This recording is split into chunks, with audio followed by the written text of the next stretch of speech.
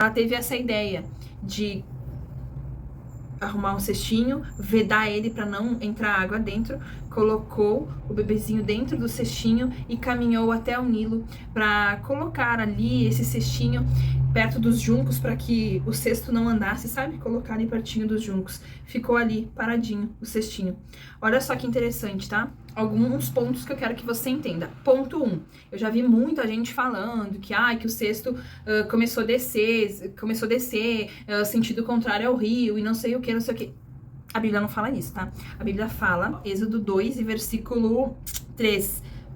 Tapou os buracos do cesto com betume e picho, pôs nela o menino e deixou a cesta entre os juncos, na beira do rio. Fato é que, sim, tá? No Rio Nilo, historicamente falando, o Rio Nilo era possuído, era povoado, enfim, dentro desse rio haviam crocodilos, jacarés. Então, é óbvio que se os jacarés, os crocodilos vissem algo boiando, não sei se os jacarés sentem cheiro de carne, mas enfim, eles iriam comer Moisés com toda certeza, tá? Então, a Bíblia fala que essa mãe, ela foi prudente, tá? Ela vedou muito bem a cestinha para não entrar água e ela deixou a cestinha com o seu bebê entre os juncos, na beira do rio, justamente para que nenhum perigo acontecesse, que as águas não levassem ele, vai saber para onde, né?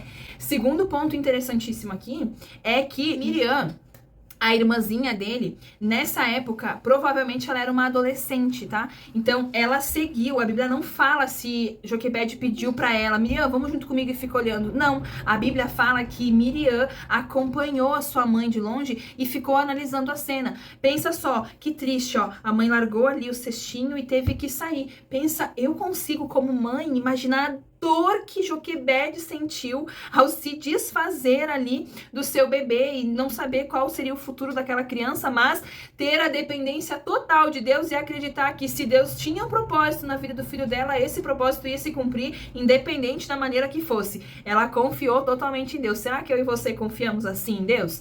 É um ponto a ser analisado, né? Esse outro ponto aqui da adolescente, Miriam, ela foi muito ágil, ela foi espontânea, e isso é muito importante hoje nas nossas crianças, nos nossos adolescentes. Desperte neles esse desejo, sabe? De estar ligado nas coisas, de olhar as situações, de perceber os perigos. Os nossos adolescentes precisam ser despertos para a palavra de Deus e não só naquela questão religiosa, sabe?